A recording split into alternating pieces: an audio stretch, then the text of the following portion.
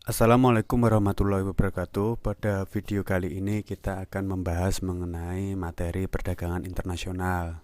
Untuk materi mengenai perdagangan internasional ini bisa kalian dapatkan ketika kalian duduk di kelas 9 mata pelajaran IPS semester 2. Mari langsung kita bahas saja materi tentang perdagangan internasional secara ringkas, lugas, dan semoga jelas. Yang pertama kita bahas adalah mengenai pengertian perdagangan internasional. Apa sih sebenarnya perdagangan internasional itu? Menurut KBBI terdiri dari dua kata, yakni perdagangan dan internasional. Perdagangan atau perniagaan adalah kegiatan jual beli barang maupun jasa yang berdasarkan kesepakatan bersama. Ini namanya perdagangan. Selanjutnya, internasional adalah menyangkut bangsa atau negara seluruh dunia atau seluruh antar bangsa, juga disebut dengan mancanegara. Jadi, perdagangan internasional adalah hubungan kegiatan ekonomi antar negara yang diwujudkan dengan adanya proses pertukaran atau jual beli barang atau jasa atas dasar sukarela dan saling menguntungkan. Dapat berbagai macam perdagangan internasional. Contohnya saja perdagangan bilateral. Perdagangan bilateral itu perdagangan yang dilakukan oleh dua negara, hanya dua negara, itu namanya perdagangan bilateral. Terus ada perdagangan multilateral. Perdagangan multilateral itu perdagangan yang terdiri dari banyak negara. Sedangkan ada lagi namanya perdagangan regional. Regional itu artinya kawasan. Jadi seperti perdagangan di kawasan Asia Tenggara, ada namanya AFTA. Terus di Eropa ada namanya MEE, Masyarakat Uni Eropa, yang sekarang terkenal dengan namanya Uni Eropa. Terus di kawasan Asia Pasifik ada namanya APEC. Selain itu juga ada perdagangan antar regional, contohnya saja AFTA dengan MEE. Itu merupakan pengertian dari perdagangan internasional. Selanjutnya, perbedaan perdagangan dalam negeri dengan perdagangan internasional.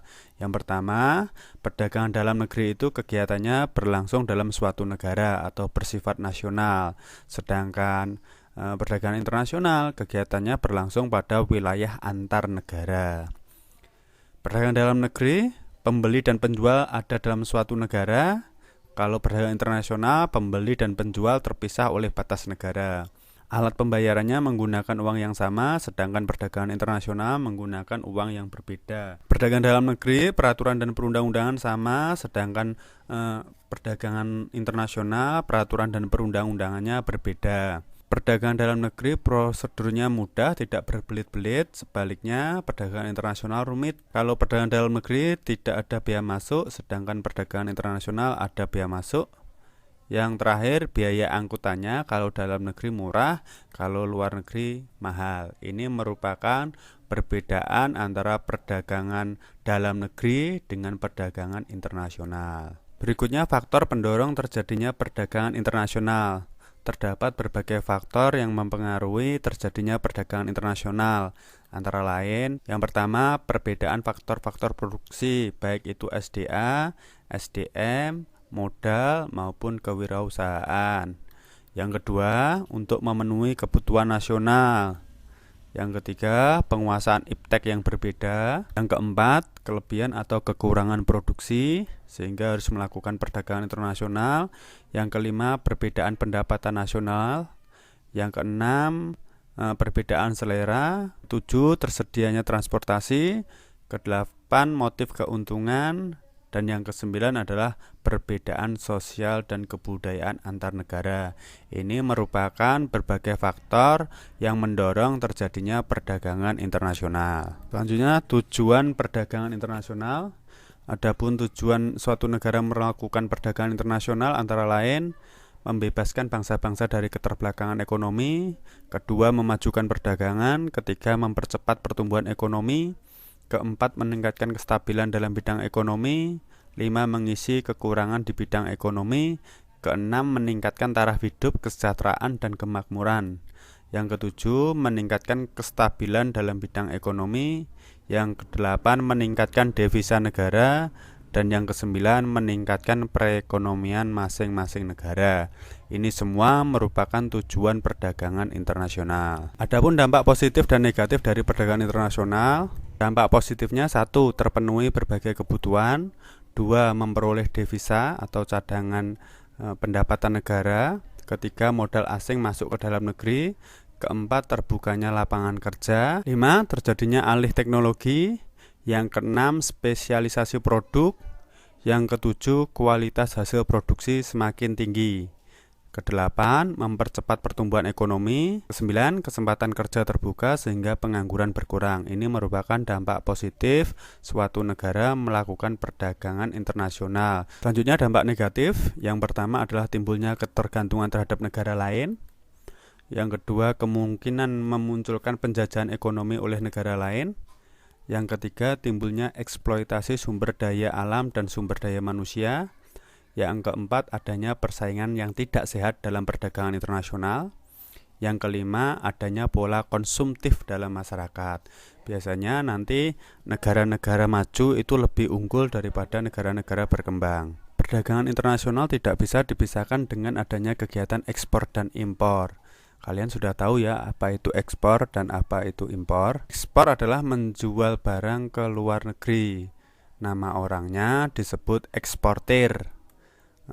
Contohnya barang-barang yang diekspor Indonesia antara lain karet, produk tekstil, kelapa sawit, kakao, produk hasil hutan, nikel, dan kekayaan alam lainnya. Sedangkan impor adalah membeli dari luar negeri. Nama orangnya disebut importir. Contohnya barang-barang yang diimpor Indonesia dari luar negeri antara lain alat elektronik, kendaraan, mesin industri, kebutuhan pokok seperti beras, gula, garam, susu, bawang. Jadi Indonesia sekarang ini banyak sekali barang-barang impor yang masuk. Nanti kalian bisa melihat secara sendiri barang-barang produk-produk yang ada di sekeliling kalian itu merupakan sebagian besar adalah produk impor dari negara-negara lain. Selanjutnya adalah alat pembayaran untuk perdagangan internasional. Yang pertama adalah valuta asing, adalah sejumlah mata uang asing yang dapat digunakan, diterima oleh dunia internasional dalam pembayaran internasional. Sebagian besar menggunakan dolar Amerika Serikat. Yang kedua, emas yang mempunyai sifat convertible, artinya semua orang atau negara mau menerima emas sebagai alat pembayaran internasional yang sah dalam bentuk batangan. Ketiga, wesel atau bill of exchange merupakan surat perintah kepada bank untuk membayar sejumlah uang kepada seseorang. Keempat, SDR atau special drawing right merupakan hasil kredit bagi negara-negara anggota IMF, disebut pula sebagai emas kertas.